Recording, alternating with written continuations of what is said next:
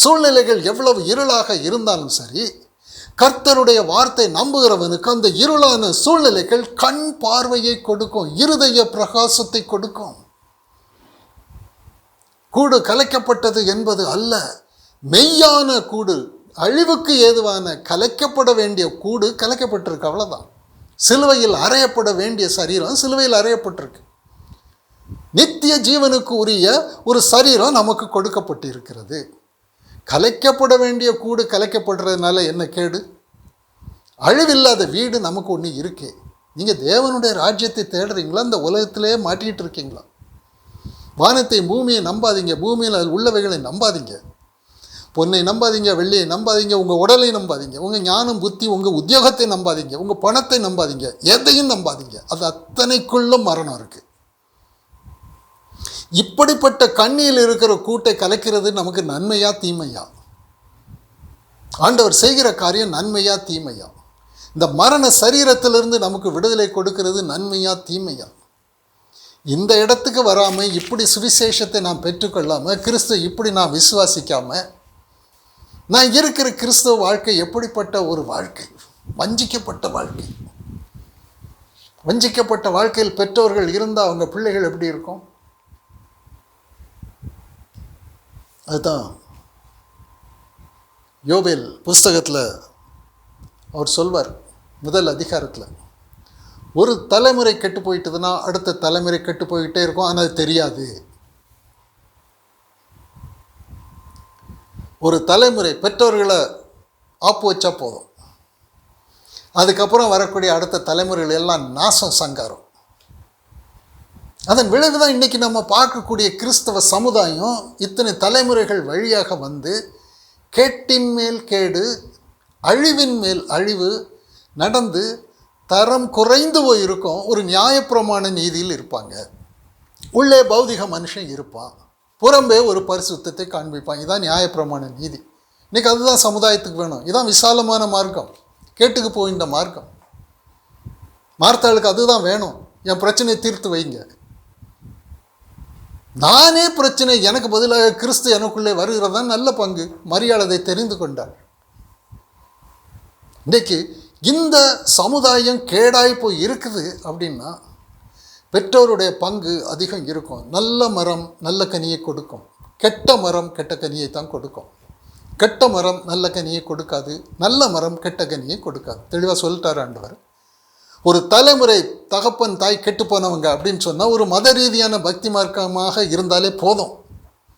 மத பக்தி என்பது புறம்பான பக்தி, புறம்பான சாயல். அதுதான் யூதர்களுடைய புறம்பாய் நடத்தப்பட்ட விருத்த சேதனம். அதில் விளைவு என்ன என்றால் ஜீவன் அப்படியே கெட்டு போகிறதே தெரியாது. அந்த யோவேல் புஸ்தகத்தை எடுங்க, பார்ப்பதில் யோவேல் முதல் அதிகாரம். பெத்வேலின் குமாரனாகிய யோவேலுக்கு உண்டான கர்த்தருடைய வசனம். முதியோரே இதை கேளுங்கள், தேசத்தின் சகல குடிகளே செவி கொடுங்கள். உங்கள் நாட்களிலாவது உங்கள் பிதாக்களின் நாட்களிலாவது இப்படிப்பட்டது சம்பவித்தது உண்டா? இதன் செய்தியை உங்கள் பிள்ளைகளுக்கு தெரிவியுங்கள். இதை உங்கள் பிள்ளைகள் தங்கள் பிள்ளைகளுக்கும் அவர்கள் தங்கள் பிள்ளைகளுக்கும் சந்ததியாருக்கும் தெரிவிக்க கடவர்கள். பச்சை புழு விட்டதை வெட்டுக்கிளி தின்றது, வெட்டுக்கிளி விட்டதை பச்சை கிளி தின்றது, பச்சை கிளி விட்டதை முசுக்கட்டை பூச்சி தின்றது. வெறியரே விழித்து அழுங்கள், திராட்சரசம் குடிக்கிற சகல ஜனங்களே புது திராட்சரசத்தின் நிமித்தம் அலறுங்கள், அது உங்கள் வாயினின்று விலக்கப்பட்டது. ஒரு சீர்கேடு வந்து, பெற்றோருக்கு ஒரு சீர்கேடு வந்து இருக்குமானால் கர்த்தர் செய்கிற காரியமே அவர்களுக்கு புரியலை. ஒரு மனுஷ சரீரத்தில், பௌதிக மரண சரீரத்தில் இருந்து அவர்கள் ஒரு நிர்பந்த வாழ்க்கை வாழ்ந்து கொண்டிருந்தால் ஒரு பிள்ளைகள் எப்படி இருக்கும்? இந்த தலைமுறையில் ஒரு பச்சை புல் வந்து கேடு உண்டாக்கிட்டது.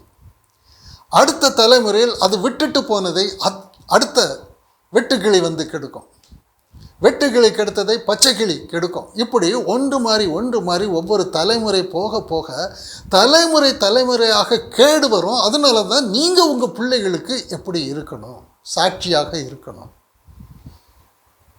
நீங்கள் உங்கள் பிள்ளைகளுக்கு ஒரு பண்டிகை கொண்டாடுகிற சாட்சியாக இருக்கக்கூடாது. நீங்கள் கொண்டாடுகிற பண்டிகை என்னவென்றால், பழைய மனுஷன் சிலுவையில் அறையப்பட்டான், பௌதிக நிர்பந்தம் நீங்கியது, ஆவிக்குரிய சரீரத்தில் தேவ ஆவியானவர் வாசமாய் இருக்கிற தேவாலயமாக நாம் உயிர்ப்பிக்கப்பட்டிருக்கிறோம் என்கிற விசுவாசம் உள்ளவர்களாக பெற்றோர்கள் இருப்பார்களானால், ஆவியினால் நடத்தப்படுகிறவர்கள் ஆக இருப்பார்களானால், அடுத்த தலைமுறைக்கு அவங்க சுவிசேஷத்தை, அவங்க தேவனுடைய வார்த்தையை தங்களுடைய வாழ்க்கையின் மூலமாக பாலாக கொடுக்குறாங்க. இது ஒரு வேத பிரசங்கம் கிடையாது.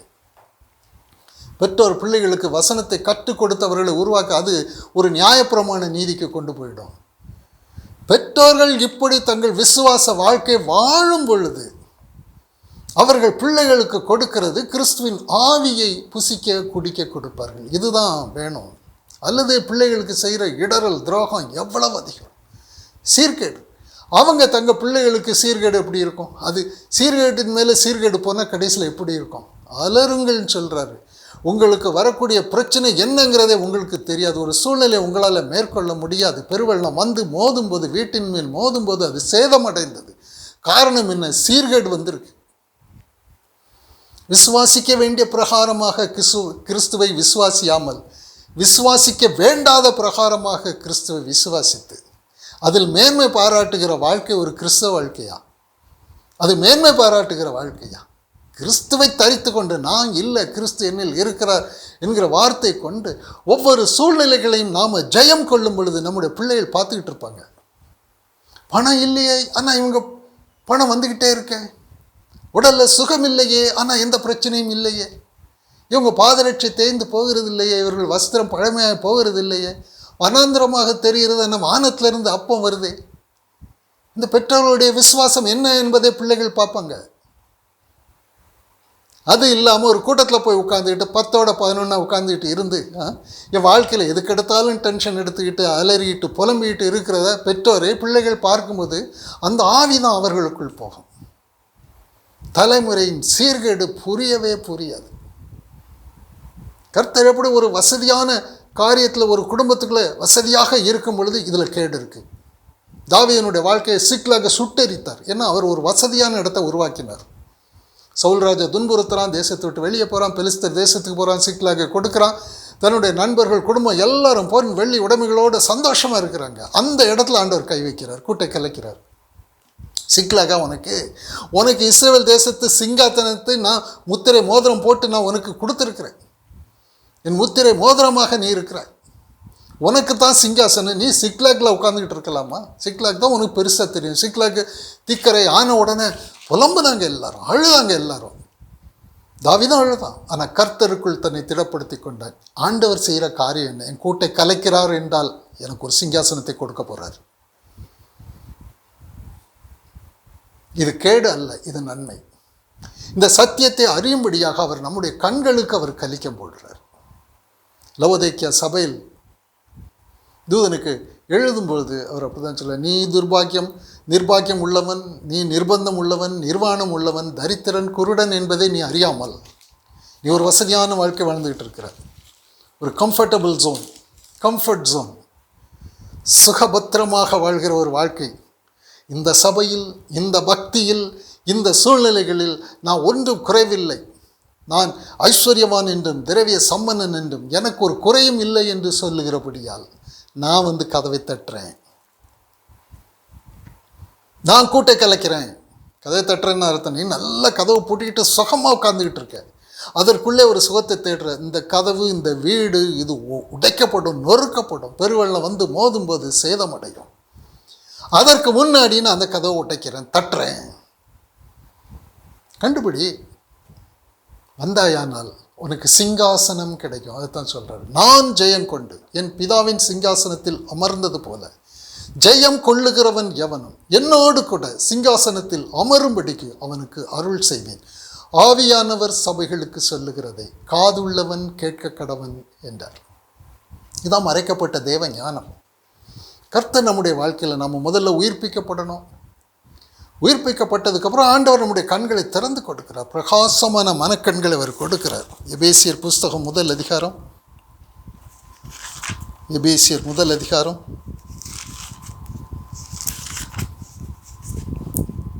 17வது வசனத்திலிருந்து